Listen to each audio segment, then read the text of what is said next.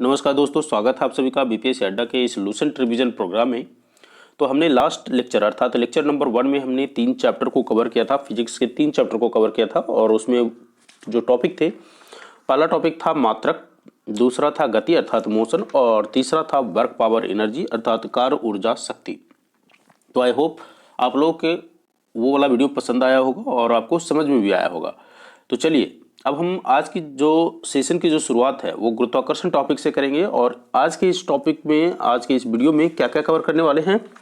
आज के इस वीडियो में हम 3 टॉपिक कवर करने वाले हैं, वो है गुरुत्वाकर्षण, दाब और उत्प्लवन। तो ये 3 टॉपिक है जो आपके एग्जाम पॉइंट ऑफ व्यू से काफ़ी इंपॉर्टेंट है। तो इनिशियल के जो 6 टॉपिक है काफ़ी इंपॉर्टेंट है और बीच में भी कुछ टॉपिक जो है इंपॉर्टेंट है। तो एनीवे वैसे तो हम लोग पूरा लूसेंट के रिवीजन प्रोग्राम रखे हैं। रिवीजन प्रोग्राम में पूरा जो फिजिक्स है और जो आगे आने वाले साइंस में चाहे बायोलॉजी हो, केमिस्ट्री हो, सारे को रिवीजन करेंगे। तो आज हम सिर्फ 3 गुरुत्वाकर्षण, दाब और उत्प्लवन, देखिए करने को पूरा कर दिया जा सकता है, लेकिन आपको उतना ही दिया जा रहा है जितना एक दिन में आप कवर कर सके, डाइजेस्ट कर सके। Whole day you cannot read physics, whole day you cannot read biology, whole day you cannot read chemistry. तो पूरा दिन आप इसी को नहीं पढ़ सकते, because there are certain other subjects जिसको भी आपको रिवीजन करना होता है। तो इसीलिए जो अपना रिवीजन प्रोग्राम है उसी अनुसार बनाइए जितना फिजिबल है अर्थात आपसे संभव है। ये नहीं कि बस ओवरलोड कर लिया अपने आप को, ओवरलोड नहीं करना है। एग्जाम जो होता है इसीलिए समय दिया जाता है कि आप अपना जो प्रिपरेशन है, प्रिपरेशन जर्नी है, उसको एक सही ढंग से आप उसको व्यवस्थित करें। ठीक है, ये नहीं कि अपने आप को ओवरलोड करने, एक ही दिन में फिजिक्स खत्म कर दूंगा, एक ही दिन में केमिस्ट्री खत्म कर दूंगा, ऐसा नहीं होता है। तो anyway let's proceed to the topic. अब हम लोग को टॉपिक स्टार्ट करना चाहिए। तो गुरुत्वाकर्षण है, इसमें कुछ बेसिक चीज़ें मैं आपको बताऊंगा गुरुत्वाकर्षण में और टॉपिक स्टार्ट करने से पहले, जो कि आपको इस टॉपिक को समझने में मदद करेगा। बिकॉज ये टॉपिक ऐसा है, जब तक वो बेसिक कंसेप्ट आप नहीं समझेंगे ना, तो रटना पड़ेगा इस टॉपिक को। तो रटना नहीं है, मेरा एक ही फंडा रहता है, हमारा एक ही कोशिश रहेगा आपको कि रटना नहीं है। एक बार जब समझ में आ गया तो एग्जाम में सपोज दैट आप भूल भी गए, मगअप करके गए हैं, भूल गए, तो फंडामेंटल क्लियर रहेगा तो क्या होगा, आप आसानी से समझ सकते हैं उस चीज़ों को, आपको रिकॉल हो जाएगा। अगर फंडामेंटल क्लियर नहीं रहेगा तो समझ में नहीं आएगा। तो एनीवे गुरुत्वाकर्षण बहुत अच्छा टॉपिक है। तो आपने वो स्टोरी तो सुना ही होगा, एक जो बचपन में आप जब फिजिक्स पढ़ रहे होंगे तो क्लास 9th और 8th वगैरह में आपने गुरुत्वाकर्षण चैप्टर पढ़ा होगा। तो उसमें एक स्टोरी था और उसी स्टोरी के साथ इस चैप्टर की शुरुआत करूंगा मैं। तो स्टोरी क्या था कि वन डे न्यूटन साहब बैठे हुए थे, कहाँ, एप्पल ट्री के नीचे, है ना। तो न्यूटन साहब जो थे वो एप्पल ट्री के नीचे बैठे थे। तो ही वो, एज हम सभी जानते हैं कि न्यूटन जो थे वो एक साधारण व्यक्ति तो थे नहीं। साधारण व्यक्ति को और असाधारण व्यक्ति में क्या अंतर होता है। साधारण व्यक्ति होता है जो दुनिया में कुछ भी चलते रहे उसको कोई मतलब नहीं है, ठीक है। जैसे लाइक हम लोग क्या है, साधारण व्यक्ति, कॉमन मैन है। क्योंकि हमारे आसपास जो भी घटनाएं घट रही है उससे हम लोग को कोई मतलब भी नहीं है। हम लोग प्रोडक्ट जो मिल रहा है हमें, हम उसको यूटिलाइज कर रहे हैं। ये कैसे बना, क्यों बना, ऐसा क्यों होता है, ये सब चीज़ों से लेना देना एक साधारण आदमी का कोई काम नहीं होता है। लेकिन असाधारण आदमी क्या सोचता है, ठीक उल्टा चलता है उसका। तो यही था न्यूटन साहब का। न्यूटन साहब बैठे हुए थे एप्पल ट्री के नीचे और एप्पल जो है एक नीचे आके गिरा उनके सर पर। जैसे मैं बता दूं आपको कि जैसे एक ट्री था, है ना, और एक ट्री में एप्पल लगा हुआ था, बहुत सारे एप्पल थे और यहाँ न्यूटन साहब जो थे वो क्या थे, बैठे हुए थे, है ना। तो न्यूटन साहब बैठे हुए थे, कुछ अपना सोच रहे होंगे, थिंकिंग कर रहे होंगे। This is story, I don't know what is the reality. तो एक एप्पल जो है इनके सर पर आके गिरता है। अब एप्पल का भी किस्मत देखिए, इन्हीं के सर पर गिरना था, है ना, तभी तो इस चैप्टर को हम लोग पढ़ रहे हैं। अगर ये ना एप्पल गिरता और ना ये चैप्टर हो सकता हम लोग पढ़ते। Anyway it's a joke, it's a very good thing कि इन्होंने गुरुत्वाकर्षण का बारे में हम लोग को बताया। तो इनके सर पर एप्पल गिरा तो इनके दिमाग में अचानक क्या हुआ कि भाई ये एप्पल जो है नीचे ही क्यों गिरा, है ना। अब इनके दिमाग में पहला जो प्रश्न उठा कि ये एप्पल नीचे ही क्यों गिरा, ये एप्पल ऊपर क्यों नहीं चला गया, ये एप्पल हवा में क्यों नहीं तैरने लगा। तो बहुत सारे क्यूरियोसिटी जो है ना इनके दिमाग में घूमने लगा और यही क्यूरियोसिटी जो है ग्रेविटी और ग्रेविटेशनल लॉ को जन्म दिया। ठीक है, तो लॉ ऑफ ग्रेविटेशन जो है, आपसे क्वेश्चन एक पूछेगा कि लॉ ऑफ ग्रेविटेशन अर्थात गुरुत्वाकर्षण का नियम इनमें से किस वैज्ञानिक के द्वारा दिया गया है, तो आपका आंसर सीधे से हो जाएगा न्यूटन के द्वारा। अब गुरुत्वाकर्षण मतलब, तो चलिए अब ये तो गिर गया तो भाई इनके दिमाग में क्यूरियोसिटी आ गई, तो अब हम डिफाइन कर लेते हैं। और ये घटना कब की है मालूम है? ये घटना 1665 की है, इंग्लैंड की है। कब की है? 1665 इंग्लैंड की ये घटना है। जब स्टोरी में आपको ये बता रहा हूँ, जो 1665 इंग्लैंड में घटना घटा था। तो अब हम बात कर लेते हैं डेफिनेशंस की। तो डेफिनेशंस क्या होगा? तो ठीक है, इतना तो हो गया। अब डेफिनेशन सर, डेफिनेशन बता दीजिए। तो गुरुत्वाकर्षण, गुरुत्व और आकर्षण दो में जोड़, इसको डिवाइड कर दीजिए। गुरुत्व और आकर्षण, यानी कहने का मतलब ये होता है कि जब न्यूटन्स ने, सबसे पहले यहाँ देखिएगा न्यूटन का गुरुत्वाकर्षण नियम। तो न्यूटन का ही क्यों गुरुत्वाकर्षण नियम? क्योंकि इन्होंने ही सबसे पहले गुरुत्वाकर्षण का नियम को जन्म दिया, तो इसीलिए इसको हम बोलते हैं न्यूटन का गुरुत्वाकर्षण नियम, अर्थात न्यूटन्स लॉ ऑफ ग्रेविटेशंस। तो एक चीज मैं आगे बढ़ने से पहले बता दूं कि देखिए, टॉपिक जब पढ़ना शुरू करें तो विचलित मत होइए, थोड़ा सा ध्यान से पढ़िएगा और थोड़े से समय में एकदम 100% आउटपुट लेने के चक्कर में मत रहिएगा, नहीं तो कभी पूरा कंप्लीट नहीं हो पाएगा। चाहूँ तो मैं भी इसको लाइन बाय लाइन पढ़ के आगे बढ़ दूंगा, तो कोई फायदा नहीं है, वो आप भी कर सकते हैं।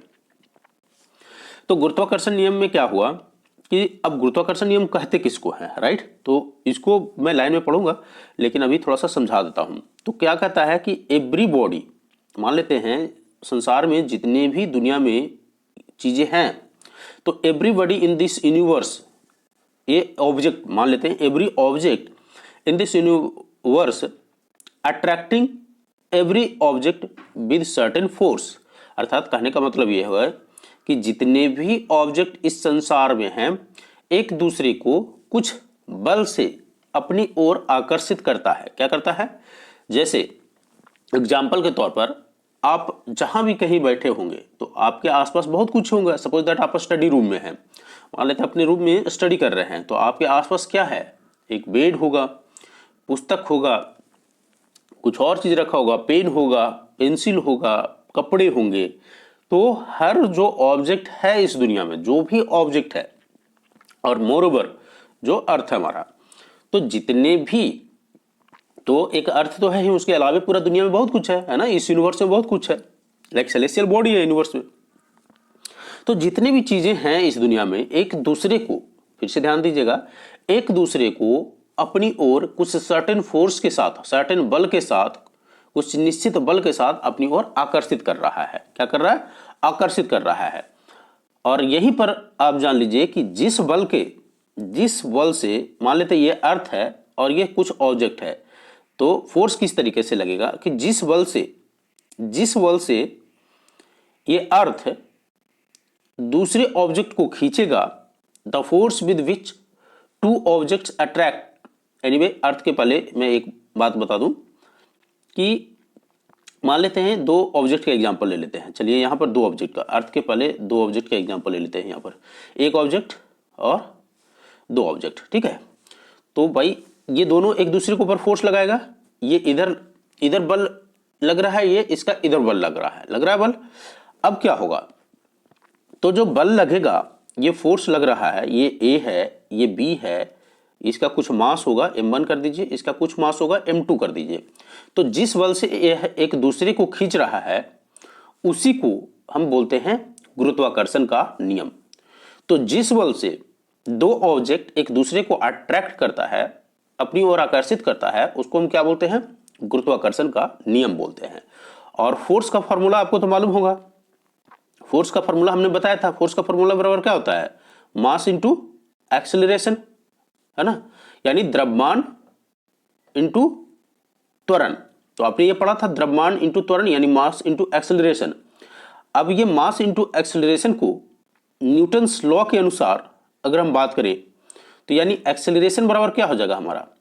F अपॉन m, यानी फोर्स बल बटा द्रव्यमान।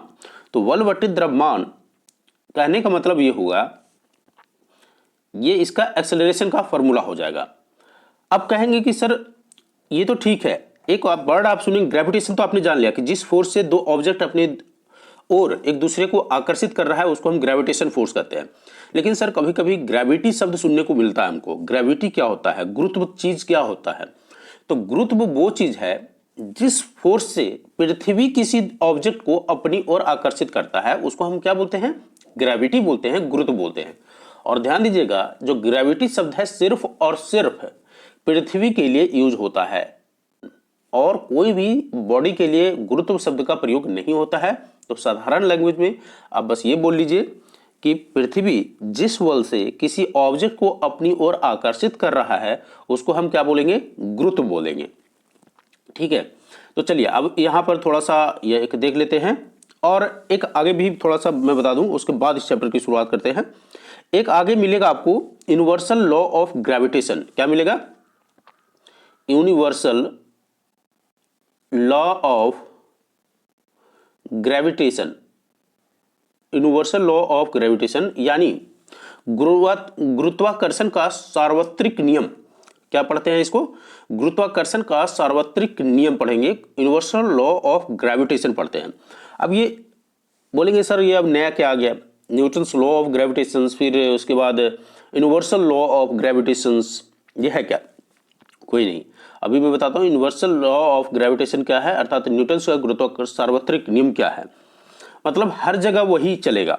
ठीक है, यूनिवर्सल मतलब क्या होता है? हर जगह वही, कोई अलग अलग जगह पर गुरुत्वाकर्षण का अलग अलग लॉ नहीं होगा, कहने का मतलब ये है। इसको हम न्यूटन्स लॉ ऑफ ग्रेविटी कैसे, तो यूनिवर्सल लॉ ऑफ ग्रेविटेशन को न्यूटन्स लॉ ऑफ ग्रेविटी के नाम से भी जानते हैं। तो जैसा कि आपने देखा कि संसार में जितनी भी वस्तु हैं एक दूसरे को क्या कर रहे हैं? आकर्षित कर रहे हैं। तो भाई जब आकर्षित करेंगे, मान लेते हैं ये बॉडी ए है, ये बॉडी बी है और ये दोनों एक दूसरे पर फोर्स लगा रहा है। तो फोर्स लगा रहा है तो इसका मतलब क्या है? ये बॉडी ए और बॉडी बी के बीच कुछ दूरी होगा। चलिए इस दूरी को हम आर से निरूपित कर देते हैं। अब ये बॉडी है तो जब कोई ऑब्जेक्ट होता है तो उसका क्या होता है? द्रव्यमान होता है, मास होता है। यानी मास मतलब कितना बड़ा है चीज वो। ठीक है, ये m2 हो गया, ये m1 हो गया, ये m2 हो गया, यानी मास 1 मास 2। ऑब्जेक्ट ए का मास m1, ऑब्जेक्ट बी का मास m2 हो गया। समझ रहे हैं बात को? एकदम आसानी भाषा में समझिए। दो ऑब्जेक्ट है जिसका कुछ मास होगा यानी द्रव्यमान होगा और उन दोनों के बीच कहीं रखा हुआ है तो उन दोनों के बीच कुछ दूरी भी होगा। इतनी दूर तक समझ में आया? कुछ दूरी होगा। तो जैसा कि गुरुत्वाकर्षण के नियम से हमने पढ़ा था कि जब जितने भी संसार में वस्तु हैं एक दूसरे को अपनी ओर आकर्षित करता है, तो जब आकर्षित करता है तो इससे आपको फॉर्मूला डिराइव करना पड़ेगा। तो क्या डिराइव कर सकते हैं हम? ये कर सकते हैं, इसको बोल सकते हैं m जो है, m universal law of gravitation यही कहता है कि F जो फोर्स है, force is directly proportional. Force क्या है? Directly proportional to mass m1 m2। Mass कौन है? 2 है। Force is directly proportional to m1 m2 यानी मास 1 मास 2 और इनवर्सली प्रोपोर्शनल टू किसका? Distance square. इतना समझ में आया? फोर्स जो बल लग रहा है इस पर वो क्या होगा? इसको हम बोल सकते हैं every body in the universe attract every other body with a force, certain force से which is directly proportional to the किसके? मास and inversely proportional to the square of distance between them। तो डिस्टेंस हो गया। अब यहां समझिएगा कि ये तो फॉर्मूला डिराइव आपने कर लिया कि भाई फोर्स जो है डायरेक्टली प्रोपोर्शनल मास 1 मास 2 का होता है और इनवर्सली प्रोपोर्शनल होता है किसका? डिस्टेंस का। यहां तक समझ में आया होगा? नहीं आया होगा कोई दिक्कत नहीं, एकदम आराम से शांति से बैठे रहिए, सब समझ में आ जाएगा, कोई भी चीज़ छूटेगा नहीं। थोड़ा सा समय दीजिए। तो इसका कहने का मतलब, इस फार्मूला का कहने का मतलब क्या होगा? Force is directly proportional to m1 m2 and inversely proportional to distance square का। इसका कहने का मतलब ये है कि दो बॉडी है, इसको मतलब मास से कोई मतलब नहीं है, डायरेक्टली प्रोपोर्शनल, मास कुछ भी रहे उससे कोई मतलब नहीं है। लेकिन अगर डिस्टेंस चेंज हो रहा है बॉडी का, ऑब्जेक्ट का, तो फिर फर्क पड़ रहा है। यानी अगर डिस्टेंस नजदीक है, ठीक है, अगर डिस्टेंस नजदीक है तो क्या होगा, फोर्स जो है, डिस्टेंस अगर नजदीक है तो फोर्स क्या हो जाएगा, फोर्स बढ़ेगा, फोर्स क्या हो जाएगा, बढ़ेगा। अगर डिस्टेंस, ये जो डिस्टेंस है दूर है, तो फोर्स जो है वो क्या हो जाएगा, घटेगा। ये बढ़ने का साइन होता है और ये घटने का साइन होता है। यानी दो ऑब्जेक्ट को अगर नजदीक रख दें तो बल क्या लगेगा, ज्यादा लगेगा, और दो ऑब्जेक्ट को एक दूसरे से दूर करेंगे तो बल क्या हो जाएगा, कम हो जाएगा।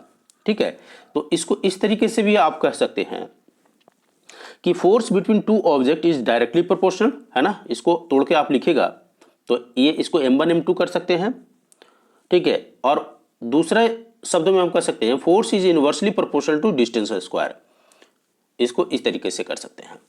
यानी अगर डिस्टेंस बढ़ा तो फोर्स क्या हो जाएगा, कम हो जाएगा, और डिस्टेंस घटा तो फोर्स क्या हो जाएगा, ज्यादा हो जाएगा। इतनी चीजें आपको समझ में आया होगा। अब इसी फार्मूला को हम डिराइव करेंगे थोड़ा सा, जो आपको बार बार आएगा एग्जाम में। F is proportional to m1 m2 mass 1 mass 2 and upon distance के स्क्वायर, ठीक है। तो अब यहां पर देखिएगा इसको कैसे हम डिराइव करते हैं, जो आगे चल के आपको हेल्प करने वाला है। F इस प्रोपोर्शनल को हम कैसे हटाएंगे, ये प्रोपोर्शनल को एक यूनिवर्सली जो कैपिटल G होता है, this is known as universal constant, इसको हम यूनिवर्सल कांस्टेंट बोलते हैं, सार्वत्रिक नियतांक बोलते हैं हिंदी में। इसको प्रोपोर्शन को G से हटाएंगे और m1 m2 upon r square, ये हो गया आपका फॉर्मूला। अब इसका SI यूनिट निकालेंगे। सर SI यूनिट बता दीजिए, SI यूनिट क्या होता है। तो F ये आपको मालूम है, SI यूनिट कैसे निकलेगा। अब तो हमको ग्रेविटेशन निकालना है, ग्रेविटेशन का SI यूनिट, तो ग्रेविटेशन को बाहर निकालिएगा। इस ग्रेविटेशन को आप क्या करिएगा, बाहर निकालिएगा, तो ग्रेविटेशन बराबर क्या हो जाएगा, ये इसको हम कर सकते हैं F multiply by R square, इन दोनों को गुना कर दीजिएगा, है ना। इन दोनों को गुना करिएगा तो नीचे में क्या आ जाएगा, m1 m2 आ गया, m1 m2 आ गया। अब यहां से F मतलब क्या है, यहाँ F क्या है, किसको निरूपित कर रहा है, बल को, और बल का ऐसे मात्रक हमने क्या बताया था आपको, न्यूटन। और डिस्टेंस का मात्रक क्या होता है, डिस्टेंस का होता है सर मीटर, यहाँ डिस्टेंस स्क्वायर है यानी मीटर स्क्वायर, अपॉन क्या हो जाएगा, अपॉन मास, मास का क्या होता है kg, और मल्टीप्लाई बाई kg। यानी सर हमारा जो फार्मूला बन के आया G का, ग्रेविटेशन का, वो ये हो गया newton metre square upon kg square. तो यही आपका फार्मूला हो गया। दैट्स इट, इतना ही कंसेप्ट आपको समझाना था। चलिए स्टार्ट करते टॉपिक। यहाँ देखिए, आइए अब बहुत जल्दी ही समाप्त होने वाला है ये। तो न्यूटन्स लॉ ऑफ ग्रेविटेशन में क्या कहा कि किन्हीं दो पिंडों के बीच कार्य करने वाला आकर्षण बल पिंडों के द्रव्यमान के गुणनफल के, द्रव्यमान यहाँ देखिएगा हाईलाइट करिए, द्रव्यमान के गुणनफल जो मास 1 था मास 2 था के अनुक्रमानुपाती अर्थात प्रोपोर्शनल, तथा उनके बीच के यहां पर ऑब्जेक्ट जो था उनके बीच के दूरी, ये जो दूरी था के वर्ग के व्युत्क्रमानुपाती होता है। तो अब आपको याद करने की जरूरत, इसको रटने की जरूरत नहीं होगा। यानी किन्हीं दो पिंडों के बीच लगने वाला जो बल होता है, आकर्षण बल होता है, ग्रेविटेशनल फोर्स जो होता है, उनके द्रव्यमान के समानुपाती, द्रव्यमान के गुणनफल के समानुपाती होता है, और उनके बीच के दूरी के वर्ग के व्युत्क्रमानुपाती होता है। तो ये आपने समझ गया। यानी इसको कैसे लिख सकते हैं, F is proportional to m1 m2, इनके द्रव्यमान के गुणनफल के समानुपाती, और उनके दूरी के वर्ग, दूरी r से, तो दूरी के वर्ग के व्युत्क्रमानुपाती होता है। तो इसने ये फार्मूला आपने डिराइव कर लिया। ये फार्मूला आपको यहां से मिल गया इस डेफिनेशन से। अब यहां कहता है कि माना दो पिंड जिनके द्रव्यमान m1 m2 है एक दूसरे से r दूरी पर स्थित है, तो न्यूटन नियम के अनुसार उनके बीच लगने वाला आकर्षण बल, यहां पर देखिए इसने डायरेक्टली कर लिया, इस प्रोपोर्शन को नहीं रखा यहां पर। तो जैसा कि हमने हटाया था इस प्रोपोर्शन को किससे, G से, तो G F equal to G m1 m2 upon r square यानी डिस्टेंस स्क्वायर, जहां G एक नियतांक है यानी कांस्टेंट है, जिसको हम सार्वत्रिक गुरुत्वाकर्षण नियतांक कहते हैं। अब इस G का एक वैल्यू होता है, इसको याद रखिएगा माय डियर फ्रेंड। हालांकि मैं इसको कैलकुलेट कर सकता हूं, लेकिन उसमें टाइम आपको किल नहीं करना है। जी का गुरुत्वाकर्षण नियतांक का जो वैल्यू है इसको आपको रटना है। क्या? 6.67 इंटू 10⁻⁻11 क्या होता है जी का वैल्यू? फिर से एक बार मेरे साथ बोलिए, 6.67 इंटू 10⁻⁻11 और ये एसआई मात्रक है जी का newton metre square kg square. ये कैसे निकला मैंने आपको बता दिया था पहले ही। इसको जब फॉर्मूला को ड्राइव किए तो आपको ये एसआई मात्रक निकला। तो आपको बस याद रखना है 6.67 into 10⁻⁻11 newton metre square upon kg square, right. ये जी का फॉर्मूला बहुत इंपॉर्टेंट है तो याद रख लीजिएगा। चलिए, ग्रेविटी पढ़ने की जरूरत तो है नहीं, हमने पहले ही बता दिया था कि पृथ्वी जिस आकर्षण बल से किसी वस्तु को अपनी ओर खींचता है उसको हम क्या बोलते हैं? ग्रेविटी बोलते हैं। खत्म। अब यहां पर एक ग्रेविटी जो होता है वो होता है स्मॉल जी, और स्मॉल जी का जो वैल्यू होता है तो कैपिटल जी का वैल्यू आपने देखा कि 6.67 into 10⁻⁻11 newton metre square upon kg square था।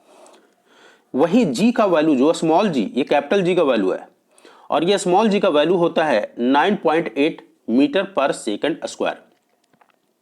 ये क्या है small g? Nothing but acceleration, ठीक है। एक्सेलरेशन ड्यू टू ग्रेविटी है, ये गुरुत्व जनित त्वरण है, तो इसका वैल्यू होता है 9.8 मीटर क्या होता है? सेकंड स्क्वायर, ठीक है। न्यूटन मीटर यहां पर 9.8 मीटर अपॉन सेकंड स्क्वायर, ठीक है। तो ये याद रखिएगा, ये इसका वैल्यू है। तो स्मॉल जी और कैपिटल जी का वैल्यू आपने देख लिया। गुरुत्व जनित त्वरण जो ये स्मॉल जी होता है, स्मॉल जी को वस्तु का रूप, आकार या द्रव्यमान आदि पर निर्भर नहीं करता है, यानी इसकी वैल्यू पर कुछ भी इसके डिपेंडेंट नहीं है। तो स्मॉल जी का इससे कोई लेना देना नहीं है। अब आ जाइए यहां जहां से प्रश्न बार बार पूछा जाता है, इसको तो याद कर लीजिएगा अब, लेकिन इसको अब क्या कीजिएगा, रटते आ रहे होंगे। थोड़ा सा थ्योरी में बता दूं, बहुत सारे ऐसे होंगे जो डायरेक्टली रट लेंगे, सर जी का मान, जी ऊपर जाएगा या नीचे जाएगा तो जी का वैल्यू क्या हो जाएगा? घटेगा। और जी अगर पोल पर है तो मैक्सिमम हो जाएगा जी का वैल्यू, अगर इक्वेटर पर है तो न्यूनतम हो जाएगा वैल्यू। लेकिन सर ये कैसे आया, इसको भी एक बार देख लीजिए, तब आपको इसको रटने का मतलब जरूरत नहीं पड़ेगा कि कैसे आ गया सर। अगर कोई पूछता है तो आपको टेंशन नहीं होगा। तो थोड़ा सा एक उसके लिए आपको मैं एक फ्लैशबैक में ले चलूंगा जो आपने पहले पढ़ रखा है, सब पढ़ रखा है आप लोगों ने। तो कंट्रीब्यूशन ऑफ साइंटिस्ट आपने पढ़ा होगा क्लास 9th में। तो कंट्रीब्यूशन ऑफ साइंटिस्ट की अगर हम बात करें तो एक था टॉलमी। टॉलमी साहब ने, जब ये सब चल रही थी, पूरा दुनिया संसार की बातें चल रही थी, तो टॉलमी साहब ने एक थ्योरी दिया था जिसको बोलते हैं जियोसेंट्रिक थ्योरी। जियोसेंट्रिक थ्योरी में ये था कि बोले उन्होंने कि सर, उन्होंने बोला पूरा दुनिया वालों को कि दुनिया वाले सुन लो, जो बीच में है, जो पूरा प्लेनेट है उसके बीच में क्या है? अर्थ है। ये किसने दिया था? 140 एडी में ही टॉलमी साहब ने दिया था, ठीक है। तो जियोसेंट्रिक थ्योरी इसको बोलते हैं, geocentric theory, and it was given by Ptolemy, ठीक है। तो जियोसेंट्रिक थ्योरी जो दिया गया था, जियो मतलब क्या होता है? अर्थ, और सेंट्रिक मतलब सेंटर, यानी अर्थ जो है सेंटर में है और बाकी सब प्लेनेट इसके चारों ओर घूम रहे हैं। तो this was given by, geocentric theory was given by Ptolemy in 148। Okay, एक थ्योरी हो गया। दूसरा थ्योरी जान लीजिए, एग्जाम में ये सब पूछेगा आपसे। दूसरा थ्योरी दिया गया कोपरनिकस के द्वारा 1543 ईस्वी में। कोपरनिकस ने बोला, फिर उसी को, उसके थ्योरी को, जो जियोसेंट्रिक थ्योरी है उसको कैंसिल कर दिया, और इन्होंने बोला कि नहीं सर, ये अर्थ नहीं है सेंटर में, ये क्या है? सन है सेंटर में, और इसके चारों ओर क्या कर रहे हैं? लोग घूम रहे हैं। तो इन्होंने रिजेक्ट कर दिया टॉलमी के थ्योरी को, क्योंकि टॉलमी ने दिया था जियोसेंट्रिक। अब इन्होंने, तो फिर सर इन्होंने क्या दे दिया? तो इन्होंने कहा कि अर्थ के बजाय sun is in the centre and all planet जो है दैट क्या करता है? इसी के चारों ओर घूमते हैं। एंड दिस थ्योरी को हम बोलते हैं हेलियोसेंट्रिक। क्या बोलते हैं? हेलियो, HELIO, हेलियोसेंट्रिक, इसको बोला गया हेलियोसेंट्रिक। हेलियोसेंट्रिक, हेलियो मतलब सन, जियो मतलब अर्थ, हेलियो मतलब सन। तो सन जो है बीच में है और इसके चारों ओर क्या है? सन घूम रहा है। तो ये किसके दिया गया? कोपरनिकस के द्वारा दिया गया। अब कोपरनिकस तो दे दिए, फिर इसके बाद एक बात आता है गैलीलियो साहब का। तो सर गैलीलियो साहब ने भी कुछ दिया था क्या? जी हाँ, कूपर साहब की बातों को ही गैलीलियो साहब ने सपोर्ट किया था प्रूफ के साथ। ये सब जो थे कोपरनिकस और उसके पहले टॉलमी साहब, ये सब बिना इंस्ट्रूमेंट के अपनी बुद्धि पर आईक्यू लेवल पर ये सब तय कर लिए थे। सोचिए कितना विद्वान थे वो। लेकिन आए बाद में 1609 ईस्वी में गैलीलियो और उन्हीं की बातों को सपोर्ट किया। बोला, दुनिया वालों ने पूछा कि सर हम आपकी बात क्यों माने, हमने ये कोपरनिकस की बात क्यों नहीं माने? बोला हमारे पास प्रूफ है। तो प्रूफ क्या है? तो बोला सर हम टेलीस्कोप से आपको पूरा चीजें समझाएंगे। तो जैसा कि आपको जानते हैं कि गैलीलियो ने टेलीस्कोप की खोज किया था, है ना। तो उन्होंने बोला कि भाई हम टेलीस्कोप से आपको पूरा चीज दिखाएंगे और बताएंगे भी कि हाँ सन ही जो है वो सेंटर में है। तो इन्होंने टेलीस्कोप के साथ इस चीजों को सपोर्ट किया फाइनली कि भाई विद प्रूफ कि जो सन है वो सेंटर में है। इतनी चीजें आपको समझ में आया होगा। तो इसके अलावे एक चीज और थ्योरी यहां देख लीजिए, वो क्या है? केपलर्स लॉ आता है, केपलर का नियम। अब सर केपलर क्यों हम पढ़े? सर क्या ये पढ़ाए जा रहे हैं केपलर? इतना चीज तो पढ़ लिए कि सन है जो सेंटर में है, अर्थ नहीं है सेंटर में। टॉल्बी ने कहा था कि अर्थ सेंटर में है, लेकिन कोपरनिकस ने कहा कि सर सन सेंटर में है, जिसको हेलियोसेंट्रिक बोल दिए। टॉल्बी साहब ने बोला था कि जियोसेंट्रिक है। समझ रहे हैं? तो टॉल्बी साहब की बातों को कोपरनिकस ने रिजेक्ट किया और हेलियोसेंट्रिक दिया। हेलियोसेंट्रिक की बातें को सपोर्ट किया गैलीलियो ने टेलीस्कोप के साथ। अब ये केपलर कौन आ गया? तो केपलर साहब ने आके बोला, ये सब पोजीशन की बातें कर रहा था ना, आप क्या देख रहे हैं? यहां सन की पोजीशन कहां है उसकी बातें चल रहा था। तो सन की पोजीशन तो ठीक है, लेकिन रोटेशन की कोई बातें नहीं कर रहा था कि भाई ये रोटेट कैसे करेगा, जो है सन के चारों ओर चीजें रोटेट कैसे कर रहा है, सर्कुलर है, इलिप्टिकल है या और किसी अन्य शेप में रोटेट कर रहा है। इसको कौन दिया? इसको दिया केपलर ने। तो केपलर का तीन नियम है। लेकिन केपलर के तीन नियम को बताने से पहले मैं सिर्फ फंडामेंटल चीजें बता रहा हूं आपको कि आपको क्या करना है, यहां पर क्या समझना है केपलर लॉ से, उसको देखिएगा। तो केपलर लॉ से आपको यह समझना है, बस 2 मिनट और। केपलर लॉ से आपको यह समझना है कि मान लेते हैं ये सर्किल है और केपलर साहब के अनुसार बोले कि सन के चारों ओर जो चीजें घूमता है वो सर्किल में नहीं घूमता है, एलिप्टिकल में घूमता है। तो सर्किल और एलिप्स में क्या अंतर है उसको थोड़ा सा मैं समझा देता हूं। तो ये एलिप्टिकल है और ये सर्किल है। तो सर्किल में क्या होता है? एक सेंटर होता है और यहां 2 सेंटर होता है, फोकस 2 होता है। क्या होता है? ये फोकस एक ही हो गया सेंटर, और यहां एलिप्टिकल में फोकस 2 होता है। ठीक है, तो एलिप्टिकल में फोकस 2 होता है। इतनी चीजें समझ में आ गया? ओके। तो अब यहां पर समझिएगा कि जी की वैल्यू अगर हमको समझना है तो किस तरीके से समझेंगे। जी की वैल्यू समझना है तो जैसा कि आपको मालूम है कि अर्थ का जो शेप होता है वो क्या होता है? सर्कल नहीं होता है। ये अर्थ का जो शेप है हमारा सर्कल नुमा नहीं है। अर्थ का जो शेप है कुछ जियोइड है। आपने पढ़ा होगा कि अर्थ का शेप क्या है? जियोइड है। जियोइड कहने का मतलब ये होता है कि पोल पर चपटा होता है और इसके साइड में क्या होते हैं? बाहर निकले होते हैं। तो मान लेते हैं सेंटर में कोई एक ऑब्जेक्ट रखा हुआ है, तो पोल से और सेंटर के बीच की दूरी क्या हो जाएगा? कम होगा। वहीं इक्वेटर पर आप देखेंगे कि ये दूरी क्या हो जाएगा? बढ़ जाएगा। तो हमने पढ़ा था कि सर 2 ऑब्जेक्ट के बीच की दूरी अगर कम हो जाएगा तो जी का वैल्यू क्या हो जाएगा? बढ़ जाएगा। अगर 2 ऑब्जेक्ट की बीच की दूरी अगर घट जाएगा तो यानी जी का वैल्यू क्या हो जाएगा? 2 ऑब्जेक्ट के बीच की दूरी अगर बढ़ जाएगा तो जी का वैल्यू क्या हो जाएगा? कम हो जाएगा। तो इसी चीजों को यहां पर बोला गया है कि मान लेते हैं ये अर्थ है, तो अर्थ के ऊपर पृथ्वी की सतह से ऊपर या नीचे चले जाएंगे। पृथ्वी की सतह से ऊपर या नीचे चले जाएंगे, यानी पृथ्वी पर रखा हुआ वस्तु से डिस्टेंस क्या हो रहा है? इंक्रीज हो रहा है। तो डिस्टेंस इंक्रीज होगा तो ग्रेविटेशन फोर्स क्या हो जाएगा? घट जाएगा। तो जी का मान क्या होता है?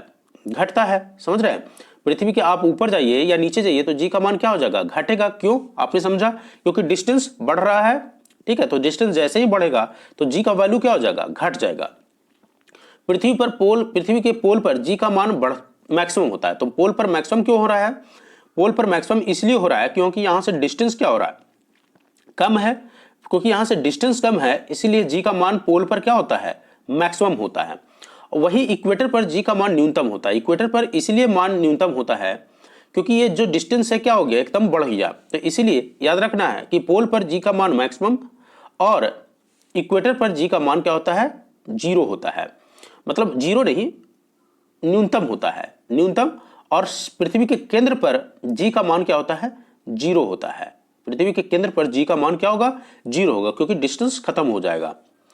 पृथ्वी अपना अगर घूर्णन गति बढ़ा देगा, घूर्णन गति बढ़ने से जी का मान कम हो जाता है, मतलब इन्वर्सली प्रोपोर्शनल है। अगर रोटेशन, इसका घूर्णन गति बढ़ गया, घूर्णन गति पृथ्वी का बढ़ गया तो जी का मान कम हो जाता है, और पृथ्वी का घूर्णन गति घट गया तो जी का मान बढ़ जाता है। इतनी चीजें आपको याद रखना है। अब कहता है कि यदि पृथ्वी अपने वर्तमान कोणीय चाल से 17 गुना अधिक चाल से घूमने लगे तो भूमध्य रेखा पर रखी वस्तु का भार क्या हो जाएगा, भूमि के मध्य रेखा पर रखा हुआ वस्तु का भार शून्य हो जाएगा। अगर वर्तमान कोणीय चाल से 17 गुना अधिक घूमने लगे तो ये क्या हो जाएगा, शून्य हो जाएगा। पृथ्वी के केंद्र भूमि पर रखा हुआ किसी वस्तु का भार क्या हो जाएगा, शून्य हो जाएगा। अब आइए हम बात कर लेते हैं weight of a body in a lift, कि किसी भी वस्तु का, अगर ये लिफ्ट है और इसमें कोई वस्तु रखा हुआ है तो इसका वेट क्या हो जाएगा ऊपर नीचे या साइड में जाने पर।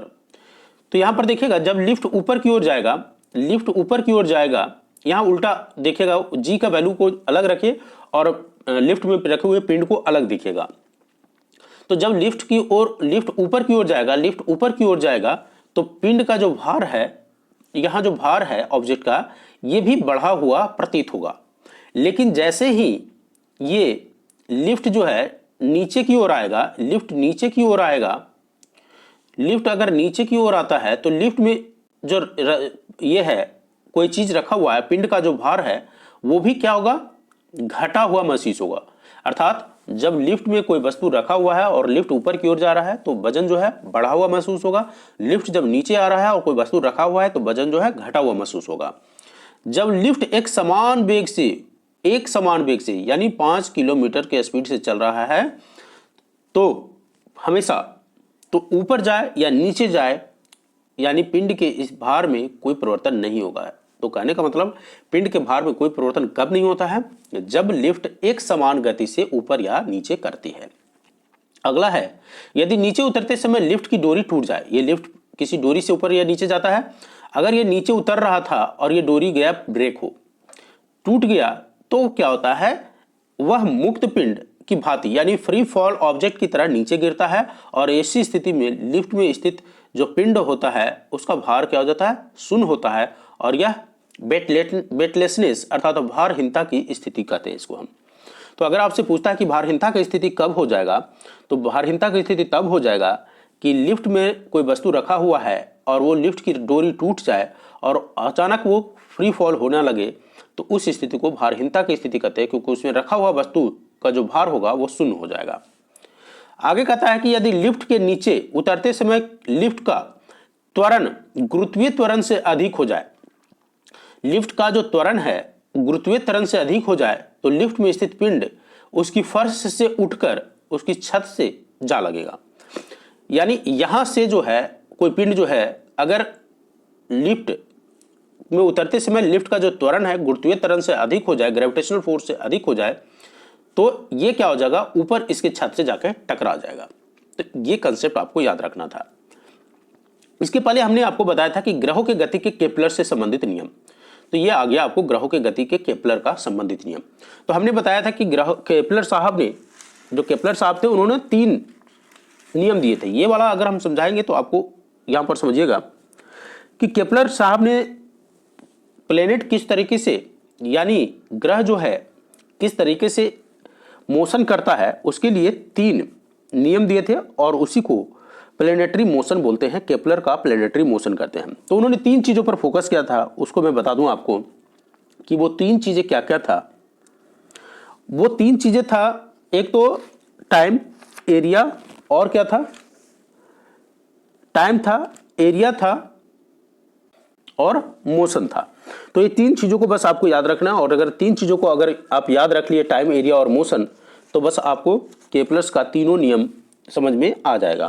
तो जल्दी जल्दी हम आपको समझा देते हैं कि हालांकि मैंने पहले भी बता दिया था आपको, ये चीज़ तो मैंने बता दिया, बस जल्दी में ही खींचूंगा इसको कि जो यूनिवर्स है, प्लेनेट पे कोई भी चीज़ सेंटर में क्या है, सन है। तो सन के चारों तरफ जो प्लेनेट घूम रहे हैं वो सर्किल नुमा नहीं घूम करके एलिप्टिकल घूमते हैं, इलिप्टिकल बोलते हैं। एलिप्टिकल और सर्किल का अंतर क्या होता है कि सर्किल में एक फोकस होता है लेकिन एलिप्टिकल में दो फोकस होते हैं। एलिप्टिकल में दो फोकस होते हैं, तो एक समय में एक ही फोकल का यूज होता है। तो समझ रहे हैं कि अगर ये फोकल को हम छोड़ दिए तो यहाँ से डिस्टेंस तो नज़दीक हो गया लेकिन यहाँ से डिस्टेंस बढ़ जाएगा, तो ये आगे आने वाले में फायदा होगा। तो बस आप ये समझिए कि एलिप्टिकल में दो फोकस होता है, वहीं सर्किल में एक फोकस होता है। ये समझ में आ गया। चलिए, तो केपलर का पहला नियम जान लीजिए। केपलर साहब ने ये बोला था कि प्लेनेट जो है कैसे मूव करता है, तो एलिप्टिकल मोशन में मूव करता है। कैसे मूव करता है, एलिप्टिकल मोशन, ओके, गति। तो पहला जो नियम उन्होंने दिया था गति का दिया था, बोला सर्किल नुमा ना होके एलिप्टिकल में घूमता है और ये फोकल 1 पर है सन, ठीक है, और ये फोकल 2 इम्प्टी है, खाली है, ठीक है। फोकल 2 क्या है, इम्प्टी है।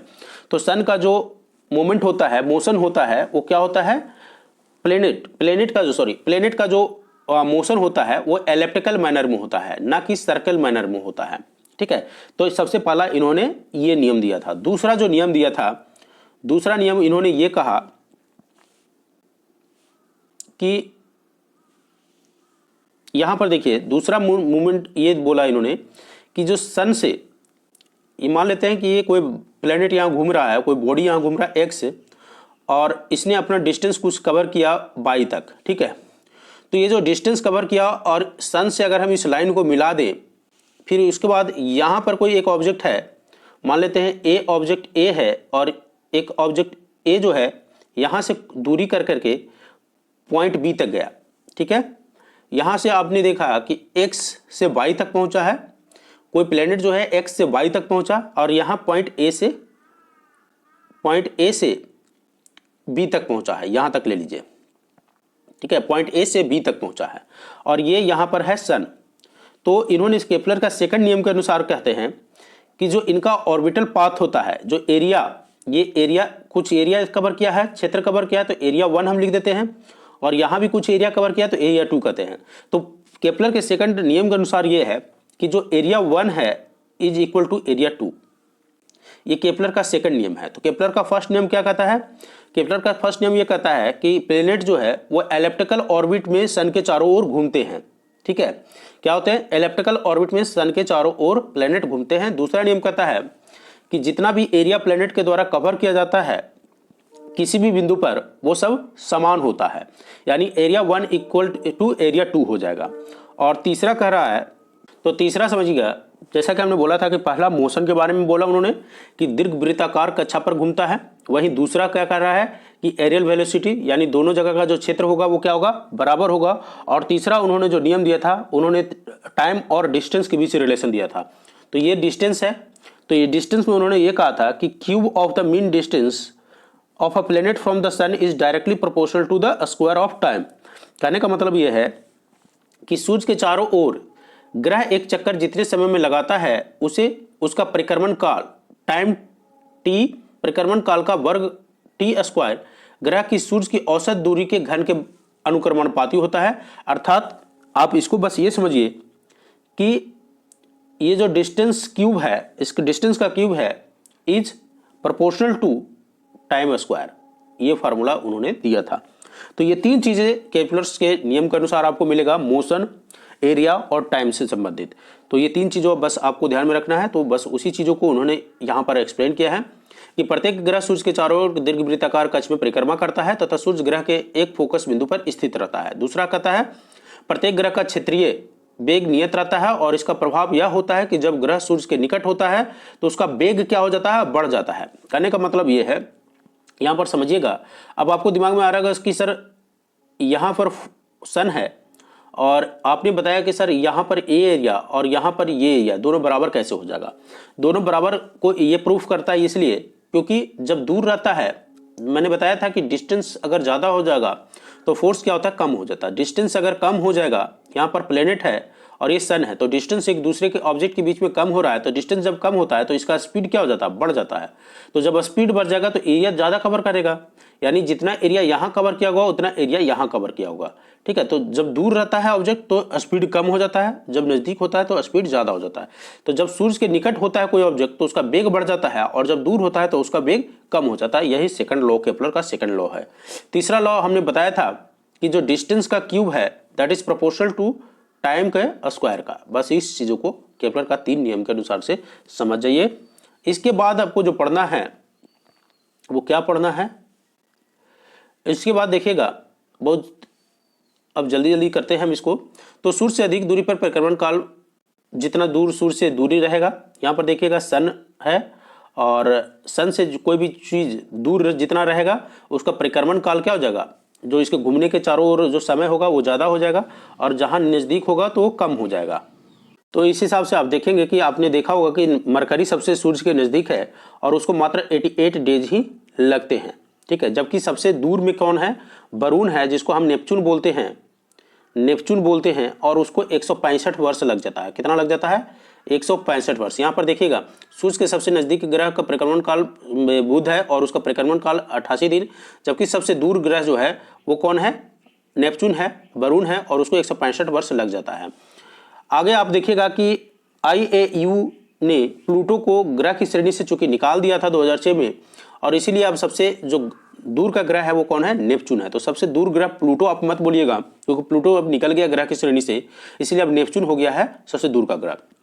उपग्रह किसको बोलते हैं, किसी ग्रह के चारों ओर यानी किसी प्लेनेट के चारों ओर चक्कर लगाने वाले किसी पिंड को हम उस ग्रह का उपग्रह बोलते हैं। जैसे मान लेते हैं यहाँ सन है, यहाँ पर अर्थ है, अब अर्थ के चारों ओर मान लेते हैं ये अर्थ क्या है, प्लेनेट है, तो प्लेनेट के चारों ओर कोई पिंड अगर चक्कर लगाए किसी का तो उसको हम बोलते हैं उपग्रह, सैटेलाइट बोलते हैं। तो सैटेलाइट किसी प्लेनेट के चारों ओर चक्कर लगाने वाले को हम क्या बोलते हैं, सैटेलाइट बोलते हैं। जैसे सन के चारों ओर चक्कर लगाता है मून, तो मून क्या हो जाएगा, पृथ्वी का सैटेलाइट हो जाएगा। आगे कहता है कि उपग्रह का कक्षीय चाल क्या होता है, orbital speed of a satellite. तो ऑर्बिटल स्पीड ऑफ सैटेलाइट के बारे में अगर हम बात करें तो उपग्रह के कक्षीय चाल उसकी पृथ्वी तल से ऊंचाई पर निर्भर करती है। यानी जो सैटेलाइट होता है उसका जो कक्षीय चाल होता है, ऑर्बिटल स्पीड होता है, ऑर्बिटल स्पीड जो होता है वो जितना पृथ्वी से ऊंचा रहेगा उस पर निर्भर करता है। अर्थात पृथ्वी से तल से जितना दूर होगा उसका चाल क्या हो जाएगा, जब दूर हो जाएगा तो उसका चाल क्या हो जाएगा, ऑब्वियस बात है डिस्टेंस बढ़ेगा तो चाल कम हो जाएगा। लेकिन उपग्रह की कक्षीय चाल उसके द्रव्यमान पर निर्भर नहीं करेगा, इसके मास पर निर्भर नहीं करेगा, चाहे कितना भी बड़ा हो जाए, इसके मास पर स्पीड मैटर नहीं करता है, ये डिस्टेंस पर स्पीड मैटर करता है। बस ये ध्यान रखिएगा, नज़दीक रहेगा तो स्पीड बढ़ जाएगा, दूर रहेगा तो स्पीड घट जाएगा। और किसी भी उपग्रह का जो कक्षीय चाल होता है उसके द्रव्यमान पर निर्भर नहीं करता है। सेकंड पॉइंट आपको यही बोल रहा है। आगे कहता है कि पृथ्वी तल से अति निकट चक्कर लगाने वाले उपग्रह की कक्षीय चाल लगभग 8 किलोमीटर प्रति सेकंड होता है।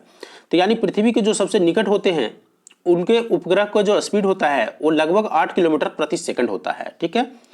आगे कह रहा है कि उपग्रह का परिक्रमण काल यानी period of revolution of a satellite. तो period of revolution of satellite की बात करें, अगर हम उपग्रह का परिक्रमण काल की बात करें तो उपग्रह अपनी कक्षा में पृथ्वी का एक चक्कर जितने समय में लगाता है उसको हम परिक्रमण काल बोलते हैं। तो उपग्रह अपनी कक्षा में पृथ्वी का एक चक्कर जितने समय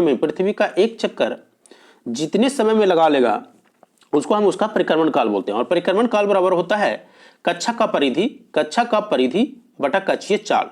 तो ये जो कक्षीय चाल हो जाएगा वो हो जाएगा परिक्रमण काल। फिर उसके बाद कहता है कि उपग्रह का परिक्रमण काल भी केवल पृथ्वी के तल से ऊंचाई पर निर्भर करता है। उपग्रह जितना अधिक दूर होता है उतना ही उसका परिक्रमण काल अधिक होता है, और उपग्रह का परिक्रमण काल उसके द्रव्यमान पर निर्भर नहीं करता है। ये हमने पहले भी देखा। तो द्रव्यमान पर स्पीड का कोई मैटर नहीं करता है, परिक्रमण काल का समय का कोई मैटर नहीं करता है, डिस्टेंस पर मैटर करता है समय काल। यानी जितना दूर रहेगा समय उतना ही उसके चक्कर लगाने में ज्यादा लगेगा, चाहे वो कितना भी बड़ा क्यों ना हो, ठीक है। तो एक आगे लाइन कहता है कि पृथ्वी के अति निकट चक्कर लगाने वाले उपग्रह का जो परिक्रमण काल होता है वो 1 घंटा 24 मिनट होता है। तो मिनिमम जो चक्कर लगाने का जो समय है वो 1 घंटा 24 मिनट है पृथ्वी के, और स्पीड क्या था 8 किलोमीटर पर सेकेंड। आगे कह रहा है आपको जियो स्टेशनरी सैटेलाइट। तो जियो स्टेशनरी सैटेलाइट क्या है? जियो स्टेशनरी सैटेलाइट ऐसा समझिए कि ऐसा उपग्रह जो पृथ्वी के अक्ष के लंबवत तल में पश्चिम से पूरब, पृथ्वी के अक्ष के लंबवत तल में पश्चिम से पूरब की ओर पृथ्वी की परिक्रमा करता है। ठीक है, फिर से ध्यान देखिएगा, ऐसा उपग्रह जो पृथ्वी के अक्ष के लंबवत तल में पश्चिम से पूरब की ओर पृथ्वी की परिक्रमा करता है और जिसका परिक्रमण काल 24 घंटे के बराबर होता है, और इसी को हम क्या बोलते हैं? जियो स्टेशनरी सैटेलाइट, भू अस्थायी उपग्रह बोलते हैं। जो अस्थायी उपग्रह है इसको भू तुल्य, ठीक है, जियो सिंक्रोनस कक्षा में संचार उपग्रह स्थापित करने की संभावना को सबसे पहले क्लार्क साहब ने व्यक्त किया था। किसने व्यक्त किया था? इसको हाईलाइट कर लीजिएगा, क्लार्क साहब ने व्यक्त किया था कि यहां से कम्युनिकेशन स्टैब्लिश हो पाएगा। आपने बचपन से एक पढ़ते आ रहा होगा कि पलायन वेग। पलायन वेग क्या होता है? पलायन वेग कुछ नहीं है, बस ये समझ लीजिए कि पृथ्वी है तो आपने देखा ही था पृथ्वी के चारों ओर क्या है? ग्रेविटेशनल फोर्स लगता है, और इस ग्रेविटेशनल फोर्स से अगर किसी भी पिंड को बाहर निकालना है तो एक पलायन वेग होना चाहिए, और वो पलायन वेग होता है 11.2 किलोमीटर पर सेकेंड। अर्थात पृथ्वी का पलायन वेग है 11.2 किलोमीटर पर सेकेंड। यानी इसको ग्रेविटेशनल फील्ड से बाहर अगर किसी वस्तु को निकालना है तो आपको किसी भी वस्तु को, आप एक स्टोन ले लीजिए हाथ में, और उस स्टोन को अगर आप 11.2 किलोमीटर के स्पीड से अगर आप फेंक पाने में सक्षम हो पाए तो समझ लिए कि वो पृथ्वी पर वापस फिर लौट के नहीं आएगा ऑब्जेक्ट, और उसी को हम बोलते हैं पलायन वेग। तो आई होप इतना दूर तक आपको समझ में आया होगा। तो इस तरीके से आपको जो ग्रेविटेशन वाला चैप्टर है वो समाप्त होता है। अब आइए हम जल्दी से कवर कर लेते हैं दाब को। अब आपको आसानी से समझ में आ जाएगा बाकी सब चीजें, क्योंकि बाकी सब चीजें आसान है। दाब के बारे में अगर हम बात करें तो दाब क्या होता है? एकांक क्षेत्रफल पर लगने वाले बल को हम दाब कहते हैं। तो किसी एक क्षेत्रफल पर लगने वाले बल को दाब कहते हैं, और दाब का फार्मूला तो उस हिसाब से क्या बोल रहा है? एकांक क्षेत्रफल यानी एरिया, ठीक है, दाब को हम पी से डिनोट करते हैं। तो पी का फार्मूला इस तरीके से क्या बन जाएगा इस डिफिनेशन से? एकांक क्षेत्रफल पर लगने वाले बल, फोर्स को क्या बोलते हैं? हम प्रेशर बोलते हैं। और तो प्रेशर का सर एसआई यूनिट क्या हो जाएगा? प्रेशर का एसआई यूनिट, अब यहां से फोर्स का मतलब क्या होता है? फोर्स का एसआई यूनिट क्या होता है? न्यूटन। और एरिया का क्या होता है? Metre square, length into breadth, ठीक है। और इसको हम पास्कल भी बोलते हैं। क्या बोलते हैं?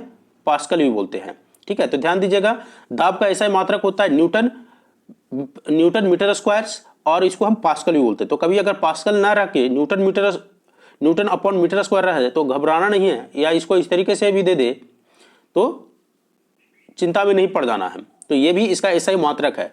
तो न्यूटन मीटर स्क्वायर होता है दाब का एसआई मात्रक। और दाब किसको कहते हैं? एकांक क्षेत्रफल पर लगने वाले बल को दाब कहते हैं।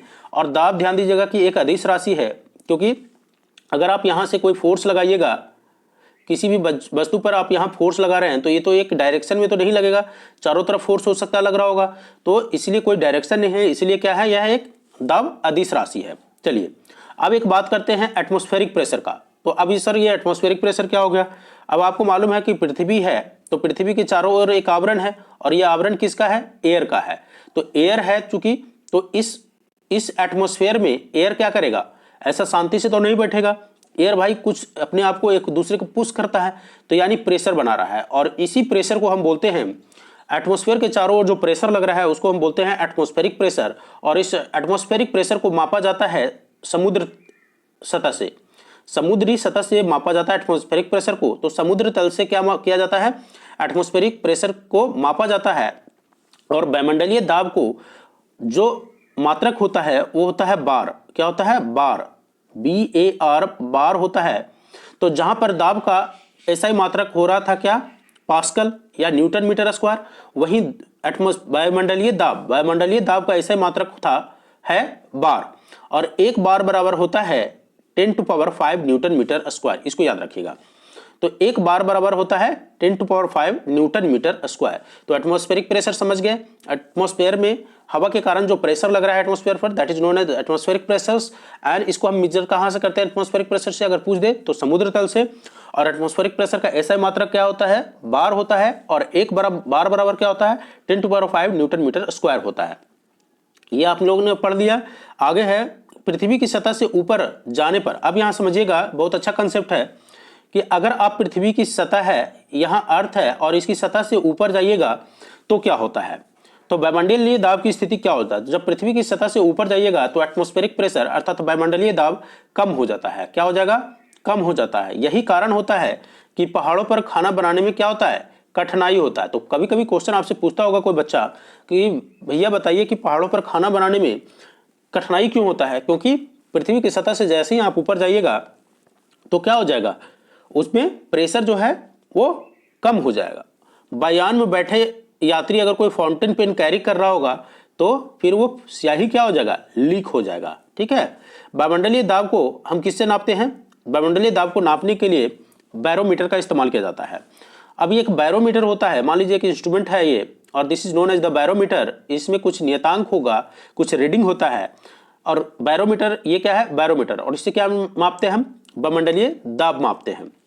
और वायुमंडलीय दाब का ऐसा मात्रक क्या है, बार होता है, और एक बार बराबर क्या होता है, 10⁵ न्यूटन मीटर स्क्वायर होता है। ठीक है।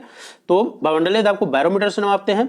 अगर तो क्या इसका अन्य कोई इस्तेमाल है, सिर्फ कि वायुमंडलीय दाब को मापने तक ही सीमित है? नहीं, इसका अन्य भी इस्तेमाल है। इसके लिए क्लाइमेटोलॉजी में अलग इस्तेमाल ये है कि इसका अगर रीडिंग जो है यानी पाठ्यांक जब अचानक नीचे गिर जाता है, इसका पाठ्यांक अचानक नीचे गिर जाए, इसका मतलब होता है कि आंधी आने की संभावना है।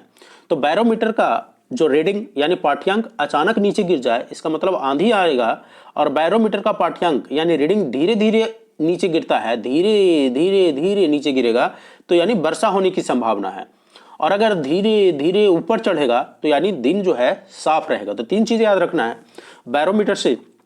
बैरोमीटर का आपको इस्तेमाल होता है वायुमंडलीय दाब को मापने के लिए, और बैरोमीटर का रीडिंग यानी पाठ्यांक जब अचानक नीचे गिर जाए तो आंधी आएगा, धीरे धीरे नीचे गिरे तो वर्षा होगा, और धीरे धीरे ऊपर चढ़ेगा तो मौसम साफ रहेगा। बस ये ध्यान दीजिए। अब हम बात करते हैं द्रव में दाब यानी प्रेशर इन लिक्विड। तो प्रेशर इन लिक्विड आपको यह है कि द्रव में अणुओं द्वारा बर्तन की दीवार अथवा तली पर प्रति एकांक क्षेत्रफल पर लगने वाले बल को द्रव का दाब कहते हैं। और इसका जो फॉर्मूला होगा P बराबर H×D/G। ठीक है। D क्या है, द्रव का डेंसिटी है, घनत्व है, और H क्या है, बिंदु की गहराई है। तो बस ये कुछ नहीं है, ये आपसे एग्जाम में पूछेगा भी नहीं। प्रेशर इन लिक्विड क्या है, तो बस आप ये ध्यान दीजिए, प्रेशर इन लिक्विड अगर पूछ भी देता है तो इसका फॉर्मूला पूछेगा P=H×D/G, क्योंकि द्रव की गहराई और डेंसिटी और गुरुत्वीय त्वरण के गुणनफल के बराबर होता है। बस इसमें द्रव के अंदर किसी भी बिंदु पर द्रव के कारण जो द्रव दाब लगता है वो क्या होता है, बिंदु की गहराई, गुरुत्वीय त्वरण और गुरुत्वीय त्वरण के गुणनफल के बराबर होता है। यानी द्रव के घनत्व के ये तीनों को मल्टीप्लाई कीजिएगा तो दाब निकलेगा। द्रवों में दाब के नियम क्या होता है? द्रवों में दाब का नियम यह होता है कि स्थिर द्रव में एक ही क्षैतिज तल में स्थित सभी बिंदुओं पर दाब समान होता है। तो स्थिर द्रव में क्षैतिज तल में स्थित सभी बिंदुओं पर दाब क्या होगा, क्षैतिज तल में स्थित सभी बिंदुओं पर दाब जो होता है समान होता है। और स्थिर द्रव में, स्थिर द्रव यहाँ ध्यान दीजिएगा, स्थिर द्रव की बात कर रहा है। स्थिर द्रव में क्षैतिज तल में स्थित सभी बिंदुओं का दाब समान होता है। स्थिर द्रव में भीतर किसी बिंदु पर दाब प्रत्येक दिशा में बराबर होता है। द्रव के भीतर किसी बिंदु पर दाब जो है स्वतंत्र तल से बिंदु की गहराई के अनुक्रमणपाती होता है। और किसी बिंदु पर द्रव का दाब द्रव के घनत्व पर निर्भर करता है। घनत्व के अधिक होने से दाब भी अधिक होता है। तो इस पॉइंट को याद रखिएगा कि द्रव का घनत्व अगर अधिक होगा तो दाब भी क्या होगा, अधिक होगा। इसके बाद है आपको द्रव के दाब से संबंधित पास्कल का नियम। तो पास्कल साहब ने कुछ नियम दिए थे, उसको हम देख लेते हैं क्या नियम दिए थे। पास्कल के नियम का प्रथम कथन यह है कि यदि गुरुत्वीय प्रभाव को नगण्य माना जाए तो संतुलन की अवस्था में द्रव के भीतर प्रत्येक बिंदु पर दब क्या होगा, समान होगा।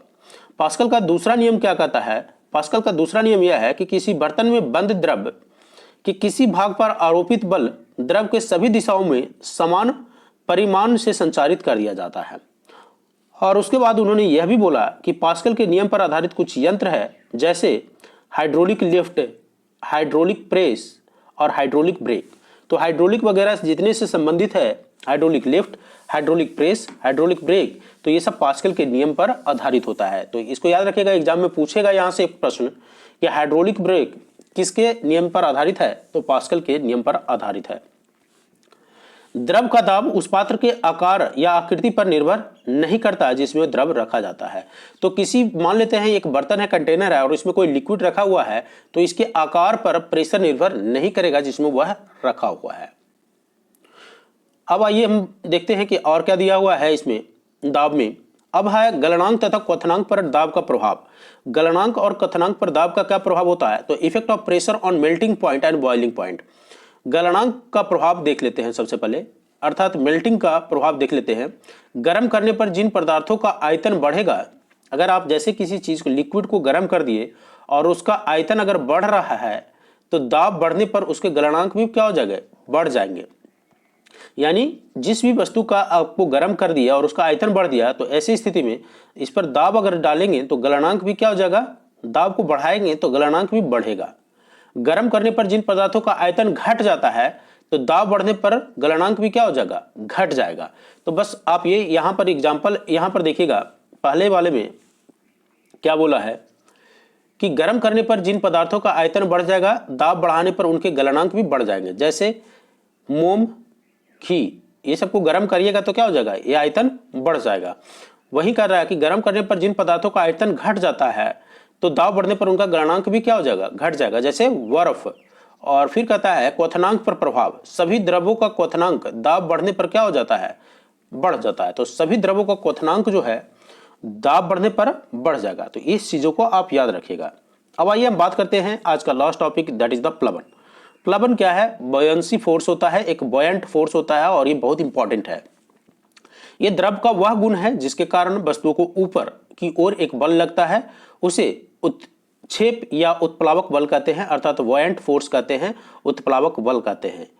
अर्थात द्रव का वह गुण जिसके कारण वस्तु को ऊपर की ओर एक बल लगता है। यह बल वस्तुओं के द्वारा हटाए गए द्रव के गुरुत्व केंद्र पर कार्य करता है, जिसे उत्प्लवन केंद्र भी कहते हैं।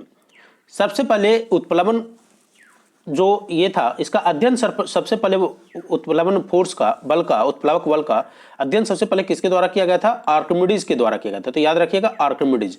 आर्किमिडीज का सिद्धांत क्या है? उत्प्लवन फोर्स से है। तो उत्प्लावक बल में जो होता है, यहां देखिए, जो उत्प्लवक बल है द्रव में डूबी हुई पिंड के आयतन और द्रव के घनत्व पर निर्भर करता है। उत्प्लवक बल द्रव में डूबी हुई पिंड के आयतन और द्रव के घनत्व पर निर्भर करता है। पिंड जब द्रव में पूर्णतः डूबा हुआ होता है तो उत्प्लवक बल का मान क्या हो जाएगा? अधिकतम होता है। और उत्प्लवक बल का मान जो है ठोस वस्तु की प्रकृति एवं भार पर निर्भर नहीं करता है। तो यहाँ ध्यान देने वाली बात है कि जितना अधिक डूबा हुआ रहेगा कोई ऑब्जेक्ट, उस पर उत्प्लवक बल अधिक लगेगा। और पिंड जब द्रव में पूर्णतः डूब जाता है तो उत्प्लवक बल का मान क्या हो जाता है? अधिकतम होता है। यानी डूबी ही पिंड के आयतन और द्रव जो होते हैं घनत्व, उत्प्लवक बल जो होता है डूबी ही पिंड के आयतन एवं द्रव के घनत्व पर निर्भर करता है। लेकिन उत्प्लवक बल जो होता है ठोस वस्तु की प्रकृति और भार पर निर्भर नहीं करता। तो आर्किमिडीज साहब ने एक थ्योरी दिया था कि जब कोई वस्तु किसी द्रव में पूरी अथवा आंशिक रूप से डुबोई जाती है तो उसके भार में कमी का आभास होता है। ऑब्वियस सी बात है, जब किसी चीजों को आप किसी लिक्विड में पूरा या आंशिक रूप से डुबाएंगे तो इसका वेट में क्या होगा? कमी महसूस होगा। और यह थ्योरी किसके द्वारा दिया गया था? आर्किमिडीज साहब के द्वारा दिया गया था। और भार में यह कमी क्यों महसूस होता है? भार में यह आभासी जो कमी होता है वस्तु के द्वारा हटाए गए द्रव के भार के बराबर होता है।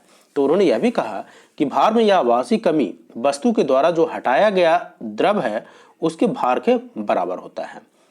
प्लवन के जो नियम है, अर्थात बॉयंसी फोर्स के जो नियम है वो ये हैं कि संतुलित अवस्था में तैरने पर वस्तु अपने भार के बराबर द्रव विस्थापित करता है।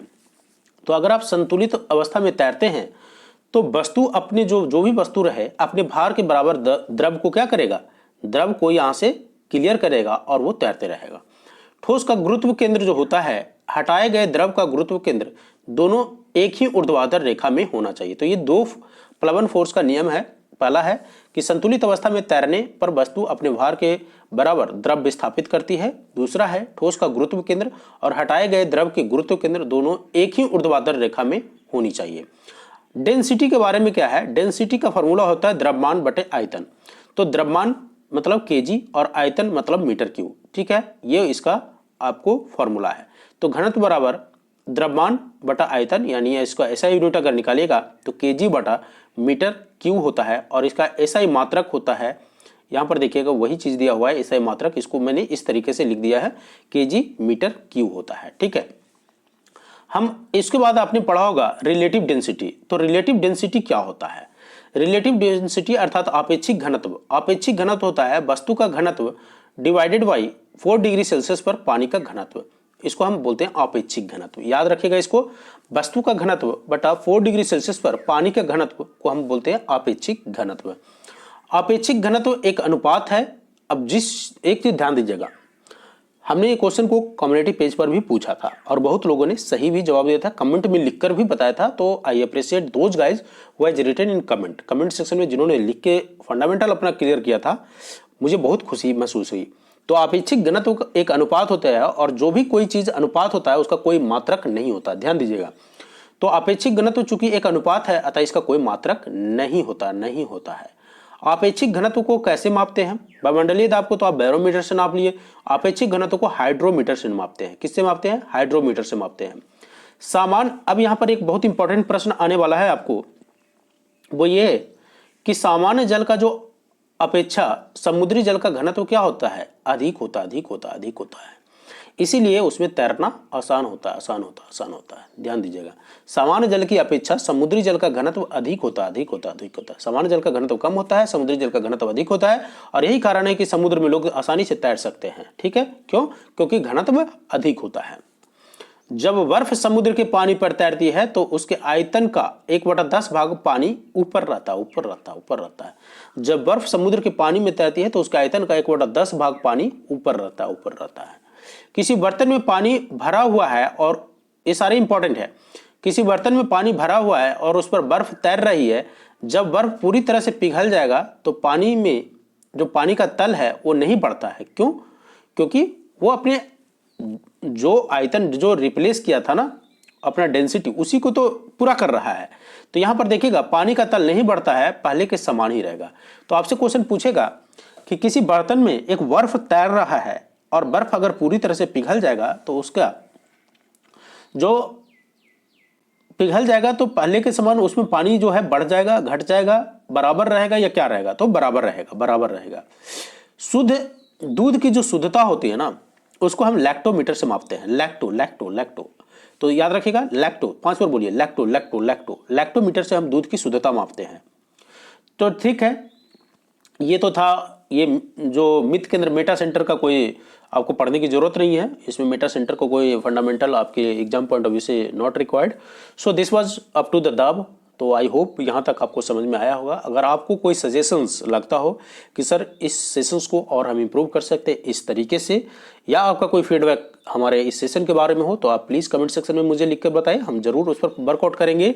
तो thank you for watching this sessions and I hope आप लोग एज पर टारगेट रिवीजन कर रहे होंगे। हम लोग जल्द ही इस सोल्यूशन पर अपना कमांड बहुत अच्छे तरीके से समझ कर इसको करेंगे। रटना नहीं है, चीज़ों को रटेंगे तो थोड़ी देर में फिर से रिवीजन की आवश्यकता पड़ जाएगी। समझेंगे तो एक लॉन्ग ड्यूरेशन तक आपको पता चलेगा। अगर आपको यह सेशन फ्रूटफुल लगा हो तो वीडियो को लाइक कर दीजिएगा और अपने दोस्तों को भी शेयर कर दीजिए, उनको भी इस चैनल से जोड़िए। चैनल को अभी तक अगर आपने सब्सक्राइब नहीं किया है तो सब्सक्राइब कर लीजिए। Thank you for watching this video.